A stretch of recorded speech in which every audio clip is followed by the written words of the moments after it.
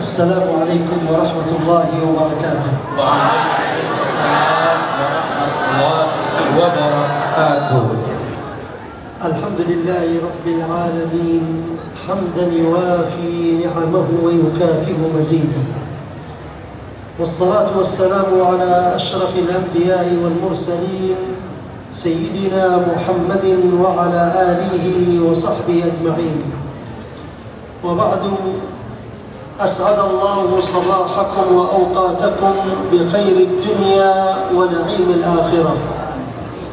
Beliau Dr. Yasir Al-Adni, beliau tadi memulai mukaddimahnya, pendahuluannya pertama dengan mengucapkan salam kepada kita semua, kemudian mengucapkan rasa puji dan syukur kepada Allah Subhanahu wa taala dengan mengucapkan alhamdulillahi rabbil alamin atas segenap limpahan rahmat dan nikmat yang telah diberikan Allah kepada kita semua.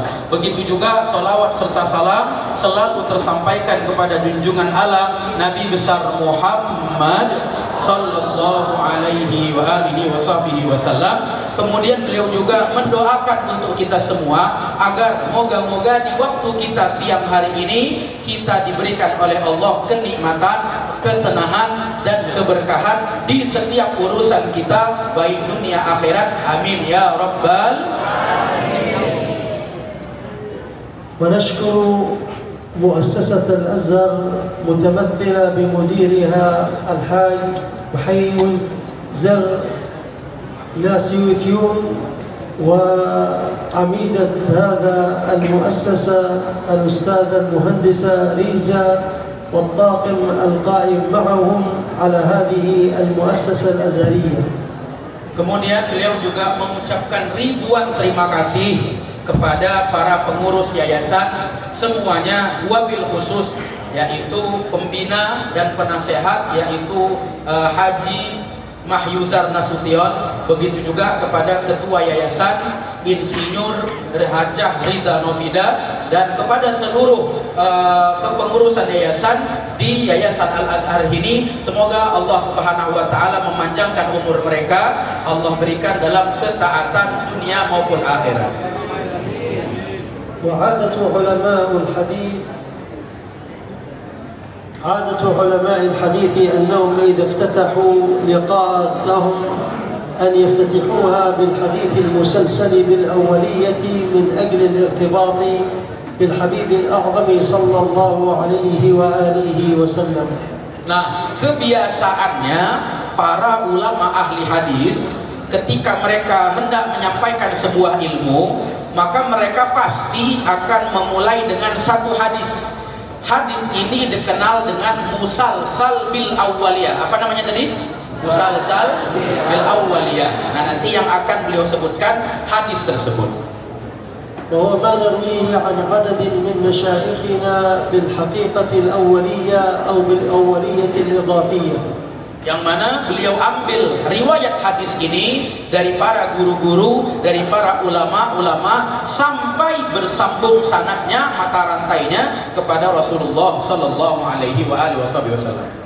نرويه عن مفتي مدينة زبيد السيد المعمر محمد بن سليمان الإدريسي، عن أبيه سليمان بن محمد الإدريسي، عن مفتي مدينة زبيد السيد سليمان بن محمد الأهدل، عن جده الوجيه الأهدل عبد الرحمن بن سليمان بن يحيى بن عمر مقبول الأهدل، عن الإمام الرحلة عبد القادر بن خليل كدك، عن الإمام المعمر شهاب الدين أحمد بن عزام بن شعبان الزعبني، عن الإمام الحافظ شمس الدين محمد بن علاء الدين البابلي، عن الإمام شهاب الدين أحمد بن محمد الشلبي الحنفي، عن جمال الإسلام يوسف بن زكريا الأنصاري، عن برهان الدين إبراهيم بن علي القلقشندي،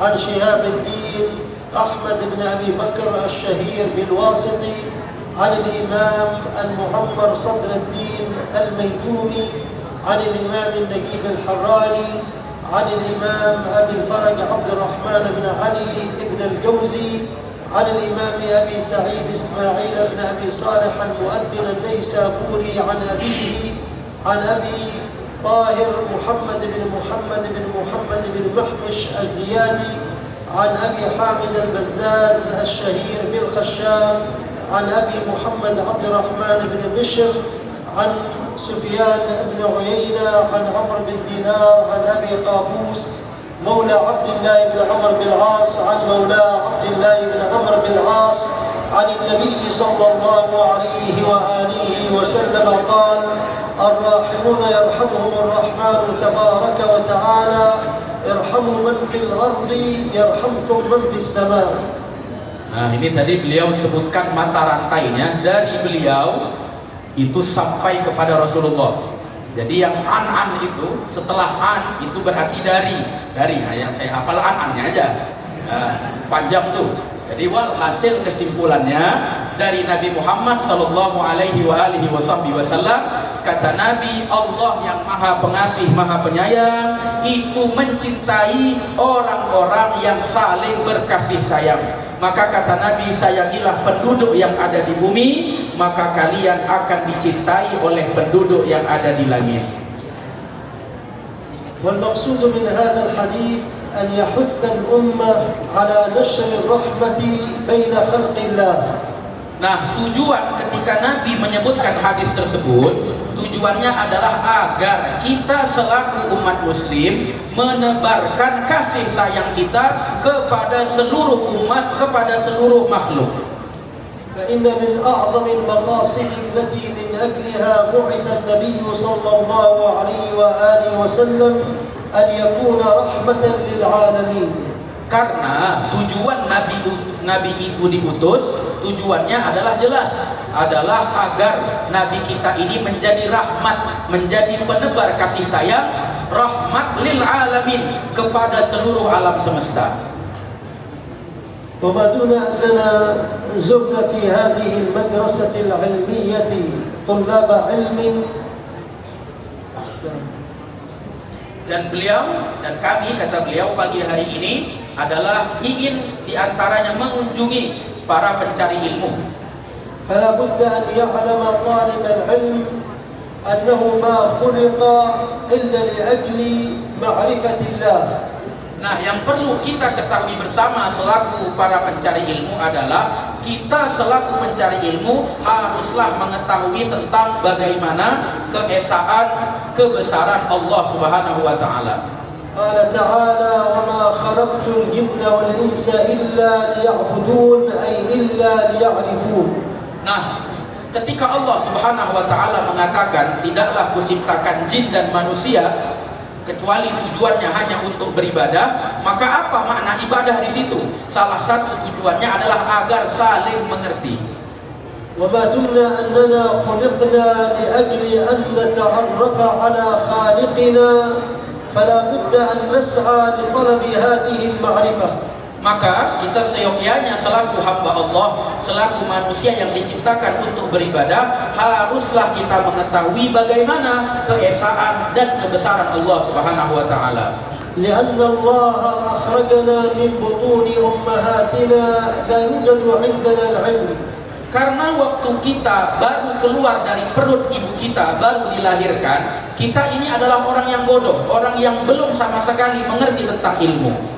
قال تعالى والله أخرجكم من بطون أمهاتكم لا تعلمون شيئا. Allah Subhanahu wa taala berfirman, kalian kujadikan keluar dari perut ibu kalian atau baru dilahirkan, kalian sebenarnya sama sekali tak mengetahui apa-apa. ثم خلق لنا وسائل لطلب العلم والمعرفة. Kemudian Allah Subhanahu wa taala juga menciptakan untuk kita jalan agar kita bisa mendapati ilmu-ilmu tersebut. فقال تعالى وجعل لكم السمع والأبصار والأفئدة وسائل المعرفة. Maka Allah Subhanahu wa taala mengatakan, kami ciptakan untuk kalian itu telinga, kemudian mata yang digunakan untuk mendengar, untuk melihat, begitu juga hati dan juga akal agar kalian bisa berpikir. Wa kaifa sanata'arrafu 'ala khaliqina bagaimana cara kita agar bisa mengetahui Tuhan kita? إلا من خلال طلب العلم. Maka jawabannya pastilah agar mengetahui Allah Subhanahu wa taala haruslah mencari ilmu. فبطلب العلم نتعرف على الله. Maka dengan kita mencari ilmu, kita akan mengetahui keesaan kebesaran Allah Subhanahu wa taala. والله أمرنا فقال فاعلم أنه لا إله إلا الله. Allah Subhanahu wa taala berkata dan memerintahkan kepada kita, ketahuilah sesungguhnya tiada Tuhan selain Allah. فكان أول أمر في طلب العلم هو معرفة الله باستيقان. Maka yang pertama kali dalam ilmu itu adalah mengetahui Allah Subhanahu wa taala dengan sifat-sifatnya. كما قال الإمام ابن غسلان في الزبد أول واجب على الإنسان معرفة الإله باستيقان. Sebagaimana Ibnu Ruslan, salah seorang ulama, menulis sebuah kitab karya beliau namanya Az-Zubad. Beliau jelaskan hal pertama yang harus diketahui oleh seluruh para pencari ilmu adalah tentang mengetahui Allah Subhanahu wa taala. فلذلك مدح الله العلماء. Maka oleh karena itu Allah memuji tentang para ulama. فقال شهد الله أنه لا إله إلا هو والملائكة وأولو العلم قائما بالقسط. Di mana Allah sebutkan tentang orang-orang yang mulia, setelah malaikat di situ adalah para orang-orang yang mempunyai ilmu atau para ulama. ولذلك قال صلى الله عليه وآله وسلم من يرد الله به خيرا يفقهه في الدين ويلهمه رشده. Maka Nabi SAW mengatakan begini, siapa orang yang Allah inginkan padanya kebaikan, ini kita lihat kepada kita, kalau Allah menginginkan untuk kita kebaikan, pastilah kita akan diarahkan untuk belajar memahami agama. وأمر الله العباد بطلب العلم. Bahkan Allah juga menyuruh kita, di antara ibadah itu adalah mencari ilmu. وأمرهم بالرحلة إذا لم يجد العلماء قرب منزله. Bahkan kita diperintahkan untuk pergi untuk mencari ilmu. Jikalau di tempat kita tinggal tak ada ulama yang ada di situ, maka kita harus rela pergi ke di mana tempat di situ ada para ulama untuk menyebarkan ilmu. قال تعالى فلولا نفر من كل فرقة منهم طائفة ليتفقهوا في الدين ولينذروا قومهم إذا رجعوا إليهم لعلهم يحذرون. Di mana beliau tadi menyebutkan firman Allah, di mana maknanya adalah para sahabat yang berperang bersama Nabi itu diperintahkan oleh Allah untuk ada yang menetap di Madinah. Jadi yang lain pergi berperang, sebagian belajar di Madinah. Ketika mereka mempunyai ilmu, lalu sahabat yang berperang pulang, maka yang berperang ini bisa belajar agama kepada mereka yang waktu lain berperang, dia tadi belajar ilmu agama. فالعلم أسنى سائر الأعمال. Maka ilmu itu adalah sebaik-baik amal dalam kehidupan kita. وهو دليل الخير والإفضال. Dari ilmu kita tahu mana yang benar, mana yang salah. ولذلك كان طالب العلم خارج في سبيل الله. Maka dari dulu yang namanya pencari ilmu itu tergolong orang-orang yang jihad atau orang-orang yang berada di jalan Allah. وتعظيما لما يقوم به طالب العلم حتى أن الملائكة لتضع أجنحتها احتراما وإجلالا لطالب العلم. Maka dalam hadis, saking pentingnya ilmu tersebut, maka dikatakan bahwa orang yang mencari ilmu, malaikat itu meletakkan sayapnya untuk kita bisa berjalan di atas sayap tadi dalam mencari ilmu. Walaupun kita nggak nengok mana sayapnya, tapi begitulah menunjukkan keagungan ilmu tersebut. Al-malaikatu tuhalliqu fi hadzal kaun. لكن إذا رأى الطالب العلم تترك هذا التحليق وتستقيم إجلالا له. Di mana malaikat itu punya tugas, tapi begitu mereka lihat orang-orang mencari ilmu, mereka letakkan sayapnya yang digunakan untuk tempat jalannya para pencari ilmu. ولذلك رفع الله العلماء منزلة عظيمة. Maka karena pentingnya ilmu, Allah angkat derajat para ulama itu di derajat yang sangat-sangat tinggi. وسمعنا الآيات التي تليت علينا في أول المجلس. Di mana tadi kita sudah mendapati tentang kemuliaan para ulama, para orang-orang yang mencari ilmu. يرفع الله الذين آمنوا منكم والذين أوتوا العلم درجات. Di mana Allah katakan, Allah Subhanahu wa taala mengangkat derajat mereka-mereka yang tugasnya, yang tujuannya untuk mencari ilmu. ولا يزال طالب العلم يطلب العلم الموصل إلى معرفة الله حتى يصل إلى الخشية. Maka perlu kita terus belajar, terus memahami sampai kita mengerti bagaimana kebesaran Allah Subhanahu wa taala, sampai di hati kita itu kita rasakan yang namanya takut kepada Allah Subhanahu wa taala. التي قال الله عنها إنما يخشى الله من عباده العلماء. Di mana dalam ayat orang-orang yang betul-betul takut kepada Allah, yang betul-betul melaksanakan perintah Allah, mereka adalah para ulama. فهذا العلم يطلب الأدب ويطلب العمل. Maka ilmu itu membutuhkan dua hal. Ketika kita mendapati ilmu, kita perlu dua. Satu, perlu mengamalkannya. Dua, perlu adab tata krama dalam mencari ilmu tersebut. فعلم بلا عمل بلا أدب دمار. Maka ketika ilmu tidak dibarengi dengan amal, tidak dibarengi dengan adab atau tata krama, rusak atau hancur ilmu tersebut. ولذلك أول من تسحر بهم النار عالم لم ينفعه علمه. Ini tolong kita ingat semuanya baik-baik. Makhluk yang paling pertama diazab, dimasukkan ke dalam neraka adalah bukan Abu Jahal, bukan Abu Lahab, bukan Fir'aun, melainkan orang yang berilmu tapi dia tidak mengamalkan ilmunya. ولذلك جعل الله ثمرة العلم العمل. Maka ibarat sebuah pohon, di mana pohon tanda sukses adalah berbuah, maka buah itu ibarat amal, artinya ilmu kita bisa berbuah kalau kita beramal dengan ilmu yang ada pada kita. فلا يصح العمل بدون العلم. Maka juga tidak sah amal kalau tanpa dibarengi dengan ilmu. Artinya ketika orang beramal tapi ngaji nggak mau, belajar malas, maka juga nggak ada gunanya. قال الإمام البخاري باب العلم قبل القول والعمل.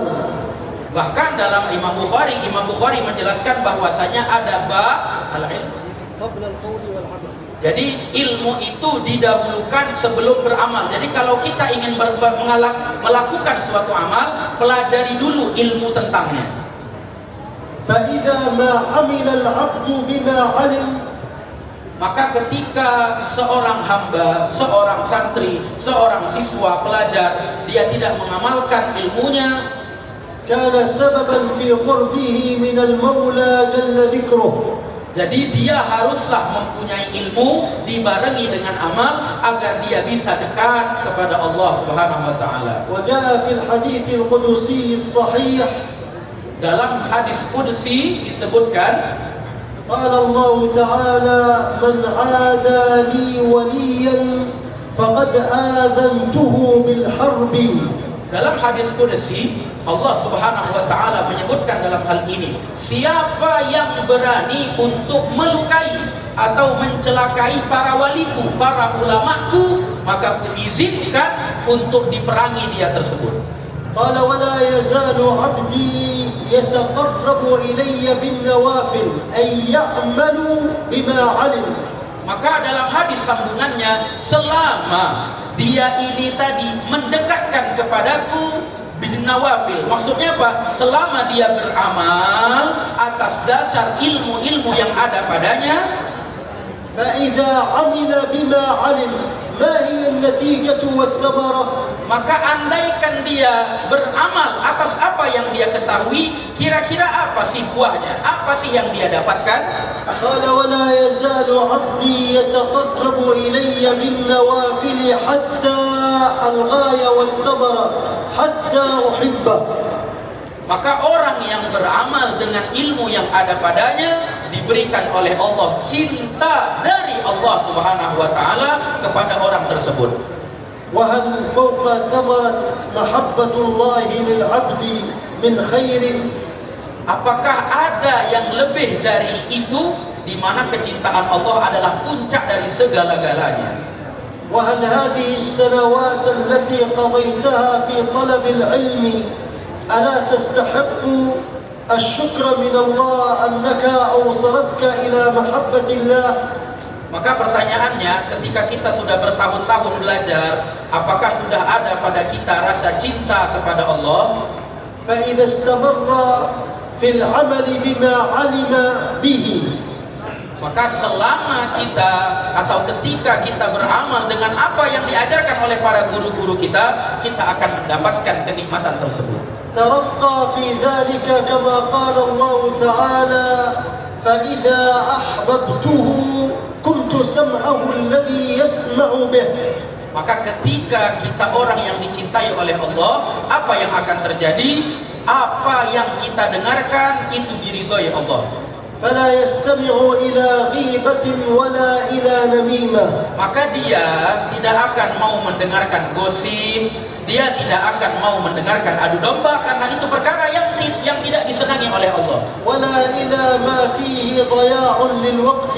Bahkan pada perkara yang tujuannya untuk membuang-buang waktu dia juga tidak akan mau mendengarkannya ketika dia sudah dicintai oleh Allah. وكان مبارك في نطقه ونظره وسمعه وأيديه وجوارحه. Maka apa yang dilakukannya dari apa yang dia lihat, apa yang dia ucapkan, apa yang dia dengar, apa yang dia lakukan, itu pasti selaras dengan apa yang Allah Subhanahu wa taala inginkan. فإذا داوم على العمل واستمر على هذا الأمر صار كما قال الله تعالى ولئن سألني لأعطينه ولئن استعاذني لأعيذنه. Maka salah satu buah yang kita dapatkan kalau kita beramal dengan apa yang diajarkan kepada kita, ilmu-ilmu kita, salah satu buahnya adalah di mana apa yang kita minta pasti dikabulkan oleh Allah Subhanahu wa taala. Apa yang kita ingin pinta dijauhkan dari perkara jelek, maka akan Allah jauhkan perkara-perkara jelek itu dari kita semua. Kama qala sahib Safwat az-Zubad, maka ulama penulis kitab Zubad, wa sara lillahi waliyan in talab a'tahu thumma zadahu mimma ahab. Maka beliau menjelaskan, ketika ada orang itu sudah menjadi kekasih Allah, dia sudah dicintai oleh Allah, apa yang dia pinta pasti dikabulkan oleh Allah Subhanahu wa taala. Fayanbaghi lil 'abd an yushammir bil 'amali bima 'alim. Maka kita selaku seorang siswa pelajar haruslah kita berbenah dengan cara apa yang disampaikan oleh para guru kita, sebisa mungkin kita amalkan, kita praktekkan, kita aplikasikan dalam kehidupan kita. Wa yata'addab li hadzal 'ilm, dan perlunya adab dalam mencari ilmu tersebut. Fa inna dinana dinul adabi wal akhlaqi wal qiyam. Karena agama kita ini adalah agama yang mengedepankan tata krama, mengedepankan adab. Wan nabiyyu qabla an yu'allimana asy-syari'ah adabahu rabbuhu fa ahsana ta'diba. Maka sebelum Nabi diberikan wahyu, disuruh untuk menjelaskan atau menyebarkan agama Islam, Nabi sendiri menegaskan bahwasanya aku diajari atau diberikan tata krama, diberikan pemahaman tentang adab oleh Allah Subhanahu wa taala. Walidzalika kana yulaqabu qabla al-bi'tsati bis-shadiqil amin. Makanya dulu Nabi sebelum diutus di usia 40-nya, beliau itu dulu dikenal dengan as-sadiq, orang yang selalu jujur, tak pernah bohong, al-amin, orang yang sangat-sangat dapat dipercaya.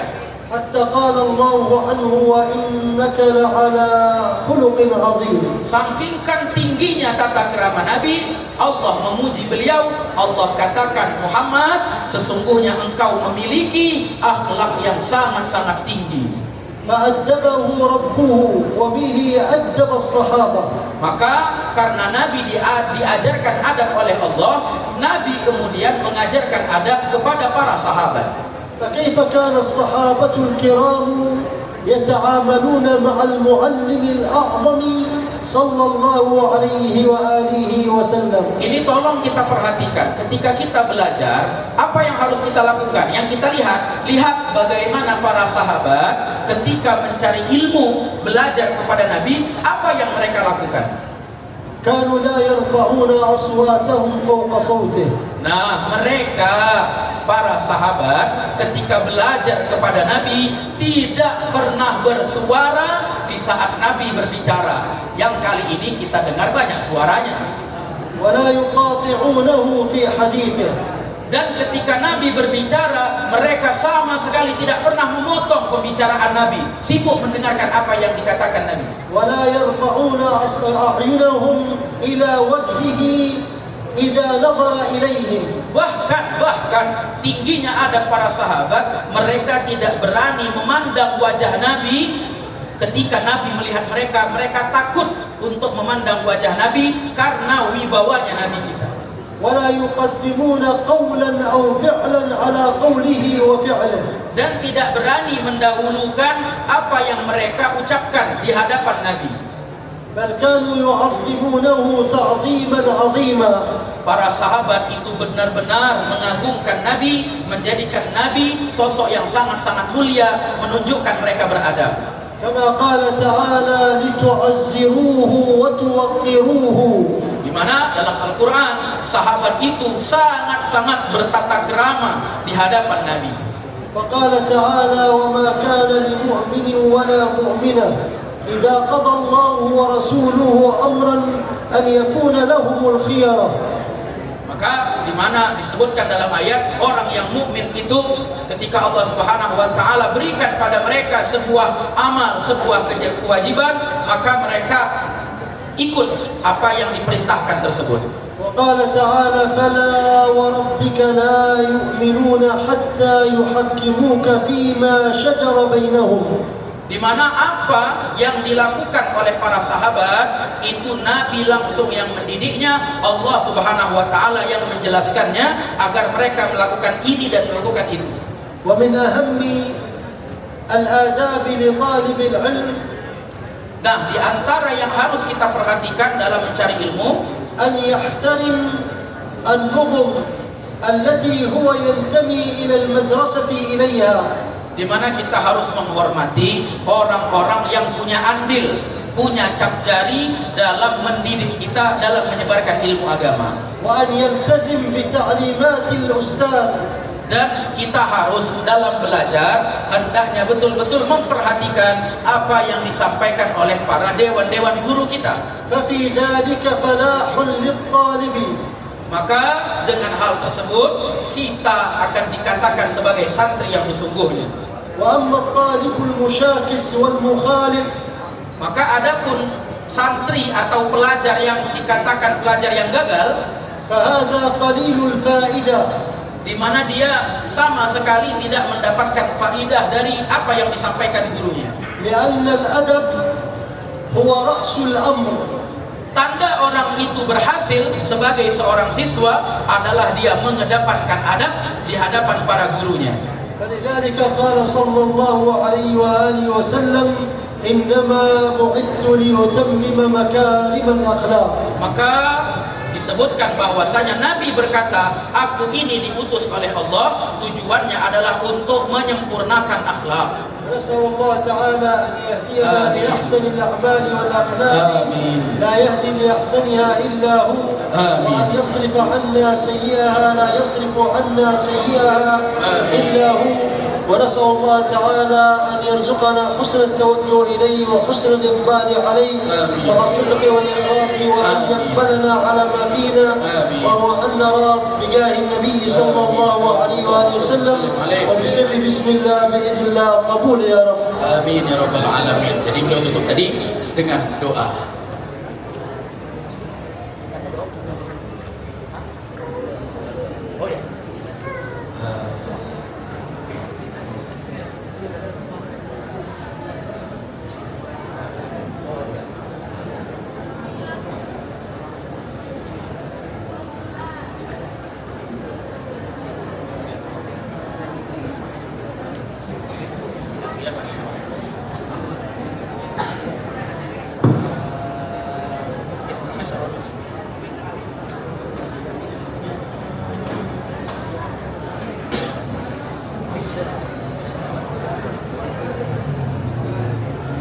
Bismillah.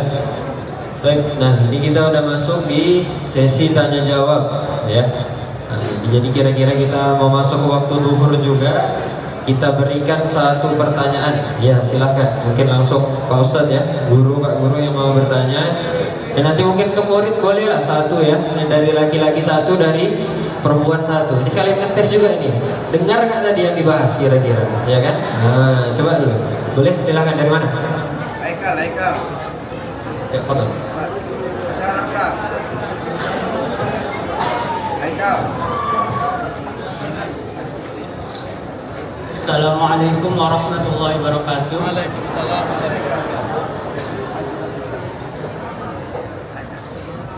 Ustaz izin bertanya, kan Al-Quran telah diturunkan kepada umat Islam kita ini semua sebagai petunjuk dan pedoman dan cahaya bagi kita semua. Nah, jadi apa fungsi dari hadis lagi? Karena kan Al-Quran sudah lengkap dan terperinci. Terima kasih Ustaz. Allah Subhanahu wa taala yunazil Quran maksud dari Islam. Bagaimana nahtaji al-hadis? Ji, ma'ana al-Quran fihi dari tafsir.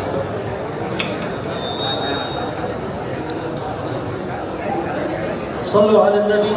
اللهم صل وسلم عليه. السنة النبوية وظيفتها أربعة أمور. Jadi sunnah atau hadis Nabi itu tujuannya ada 4. أولا أن تفصل الشيء الذي أبهم في القرآن الكريم. Pertama adalah untuk menjelaskan secara detail pada ayat yang dirasa masih samar atau terlalu umum dalam ayat tersebut, maka tujuan hadis lebih menjelaskannya. كتفصيل الصلاة بركوعها وسجودها وهيئتها. Di mana contoh dalam Al-Quran hanya ada perintah sholat, tapi tidak ada dalil secara rinci bagaimana rukunnya, rukuknya, sujudnya dalam Al-Quran tak ada. Maka gunanya hadis untuk menjelaskan tentang sholat yang mana dalam Al-Quran dalilnya umum.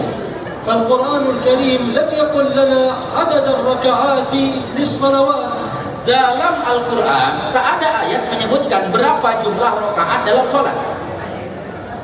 الشيء الثاني أن السنة النبوية جاءت تتكلم عن أحكام لم يذكرها القرآن الكريم. Tujuan kedua adanya hadis adalah menjelaskan hukum yang mana hukum tadi tidak disebutkan dalam Al-Quran.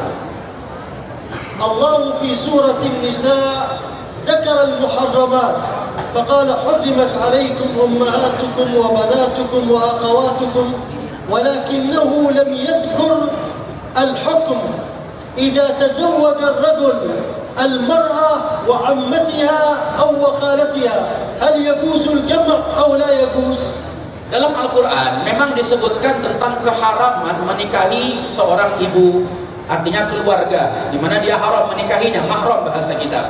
Tapi dalam Al-Quran tak disebutkan bagaimana jikalau seorang laki-laki menikahi perempuan satu dan menikahi bibinya si perempuan ini.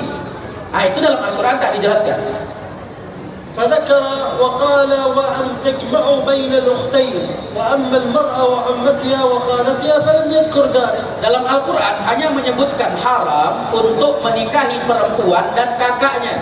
Contoh kayak yang film apa itu, Ipar Adalah Maut itu dalam Al-Quran jelas haramnya. Cuman bagaimana sekarang ini kita menikahi si perempuan, plus begitu nyari yang kedua, nyari bibinya si perempuan, bagaimana hukumnya? Dalam Al-Quran tak disebut. فقال صلى الله عليه وآله وسلم لا يجمع بين المرأة وعمتها ولا بين المرأة وخالتها. Yang menyebutkan adalah Nabi, di mana Nabi mengatakan tak boleh menikahi perempuan bersamaan dengan bibinya, baik dari bibi perempuan maupun dari jalur bibi ayahnya. Kalau ammah itu bibi tapi dari ayahnya, tapi kalau khalah bibi dari ibunya, ada adik atau kakak ibunya gitu. وجاءت السنة النبوية تقيد المطلق وتخصص العام. Maka di antara tujuan hadis adalah untuk menjelaskan mana yang mutlak, mana juga dalam sebuah pembahasan mana yang umum, mana dalil yang khusus. كقوله تعالى السارق والسارقة فاقطعوا أيديهما جزاء بما كسبا نكالا من الله والله عزيز حكيم. فمن أين تقطع؟ من اليد، من الكتف. جاءت السنة النبوية تبين لنا هذا القطع. Contoh dalam Al-Quran Allah katakan orang yang nyolong, yang nyuri itu harus dipotong tangannya. Pertanyaannya motongnya dari mana? Dari sini kah? Dari ini apa namanya? Ya, lengan kah? Siku kah? Atau ternyata hadis yang menjelaskan bahwasanya yang dipotong tangan adalah pergelangan ini. وجاء الأمر بذبح وبعتق رقبة، لكن هل هذه الرقبة مؤمنة أو غير مؤمنة؟ Dalam Al-Quran ketika ada menyebutkan beberapa kesalahan, cara menebusnya, kafarohnya adalah dengan memerdekakan budak. Tapi nggak tahu ini budak yang mukmin atau yang kafir. وجاءت السنة النبوية تزيل الإشكال عما جاء في القرآن. Maka tugasnya hadis adalah menjelaskan perkara yang masih bingung. Ketika kita membaca Quran, kita temukan dalil yang tidak terperinci, maka hadis menjelaskan hal tersebut. قال الله تعالى كلوا واشربوا حتى يتبين لكم الخيط الأبيض من الخيط الأسود من الفجر. فبعض الصحابة أخذ خيطا أبيض وخيطا أسود ووضعهما فلم يتبين فأشكل عليه، فقال النبي صلى الله عليه وآله وسلم إنما المقصود بياض النهار وسواد الليل. Di mana tentang masalah sahur, masalah juga apa namanya tentang حتى يتبين لكم الخيط الأبيض من الخيط الأسود.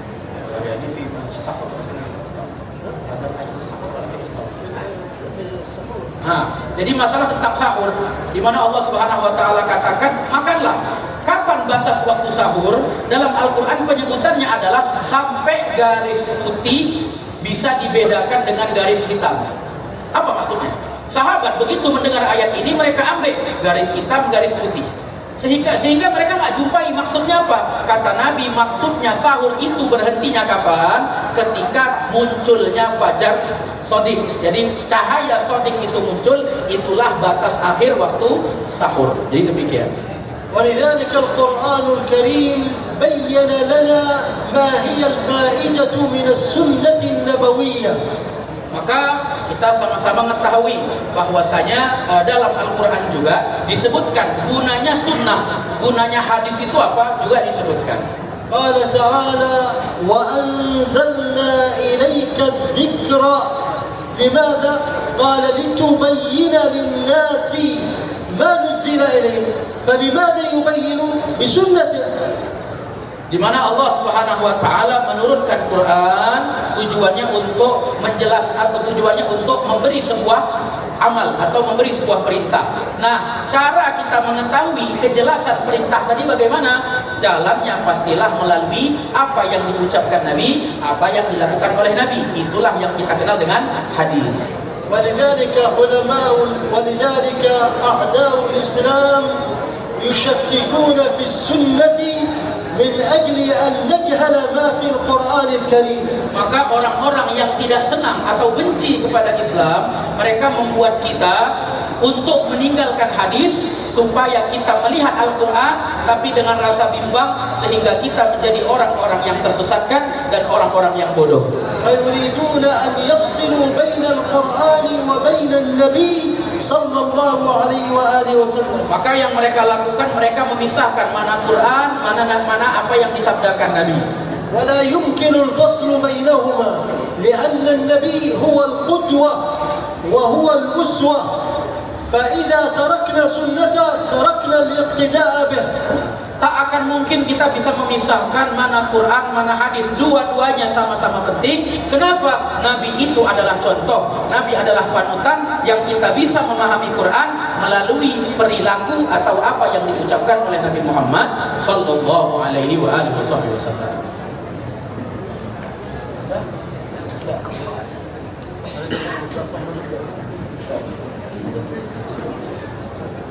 Subhanakallah bihamdik, asyhadu an la ilaha illa anta, astaghfiruka wa atubu ilaik. Saya selaku penerjemah, di balik ketampanan yang saya miliki pasti adalah kekurangan dari bahasa yang saya sampaikan. Jadi demikian. Assalamualaikum warahmatullahi wabarakatuh.